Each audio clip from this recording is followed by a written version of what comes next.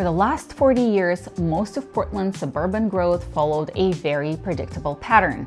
Push west into Washington County, push south into Clackamas County, build master planned communities, expand highways, and repeat. That formula created places like Beaverton, Hillsboro, Happy Valley, West Linn, Lake Oswego, some of the most desirable suburban markets in Oregon.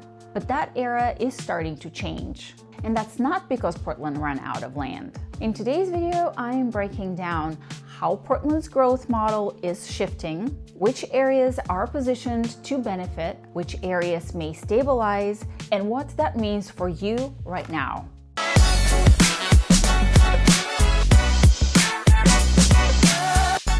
Portland did not grow by accident. For decades, the pattern was simple. Find developable land within the urban growth boundary, extend infrastructure, build subdivisions, families follow schools and jobs. Unlike other areas, Portland does have natural barriers. The Willamette River, the Columbia River, the West Hills, protected farmland, and most importantly, the urban growth boundary. That boundary limits sprawl, which means growth is not unlimited, it is managed. And that changes everything. Let's talk about the Westside boom. For years, the Westside was the default answer. Intel expansion fueled Hillsboro, Nike anchored Beaverton, Lake Oswego and West Linn became move-up family markets. Highway 26, 217, I-5 South. Infrastructure expanded to support it, and it worked. Beaverton and Hillsboro transformed from sleepy suburbs into tech-driven economic hubs.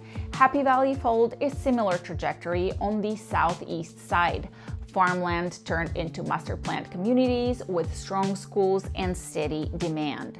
That formula depended on three things: available land inside the urban growth boundary, highway access, utility capacity. For years, Portland had all three, but the equation is changing. Portland isn't out of land, but it's running out of easy land. The large, affordable parcels near major job corridors have already been developed. So what's left? Smaller parcels, more expansive land, higher infrastructure costs, stricter zoning constraints. Developers are running the numbers differently now.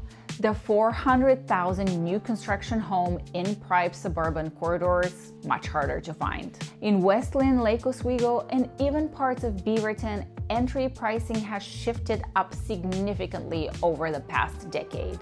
Those are mature suburban markets now, not emerging value plays. Let's talk about the infrastructure ceiling. Traffic in Portland is a constraint.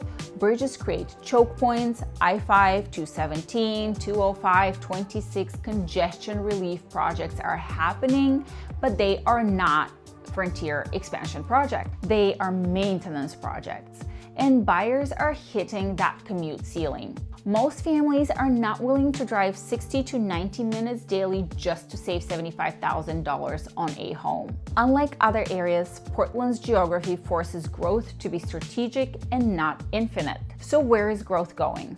Two major directions. The next ring out, areas like Sherwood, Ridgefield, Washington, Battleground, Washington, Camas, Estacada. These markets still offer relative affordability, available land, school expansion, infrastructure investment. Ridgefield in particular has been one of the fastest growing communities in Southwest Washington over the past several years. Washington State's lack of income tax also pulls demand north across the river. These areas are earlier in their growth cycle compared to West Linn and Lake Oswego. And number two, inward redevelopment. At the same time, a second growth wave is happening much closer to the urban core.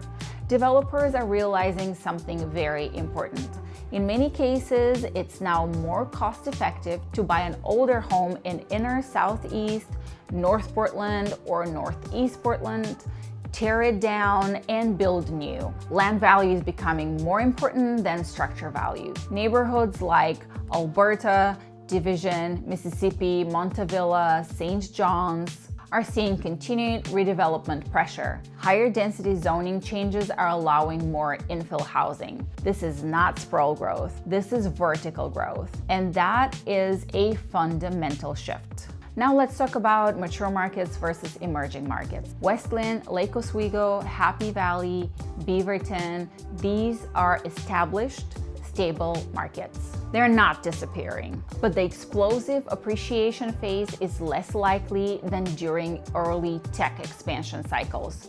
Growth becomes steadier and more predictable. Meanwhile, outer ring communities and redevelopment zones are earlier in the cycle. That's where appreciation potential can accelerate if infrastructure follows, obviously. And now the key shift. Portland is not running out of land again. It's running out of cheap infrastructure-ready land. And that forces growth to evolve. Instead of push highway, build suburb, repeat, it's becoming more of redevelop inward, densify strategically, expand selectively at the edge. The map isn't expanding wildly outward, it's being reshaped. What does this mean for you? If you're relocating in the next 1 to 2 years, the default advice used to be move to Beaverton or Happy Valley and you're safe. That is still valid, it's still a solid advice, but those are now mature markets. If you're looking for earlier stage appreciation,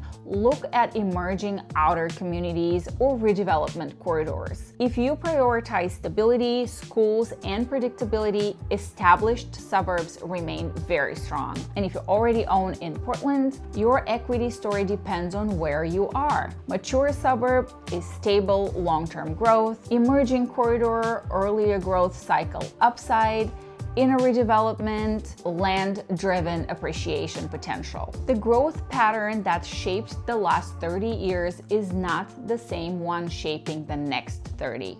Buyers who understand that shift position themselves intelligently. Buyers who don't, they chase yesterday's growth story. If you're thinking about moving to Portland or repositioning inside the metro, understanding where we are in the growth cycle really matters.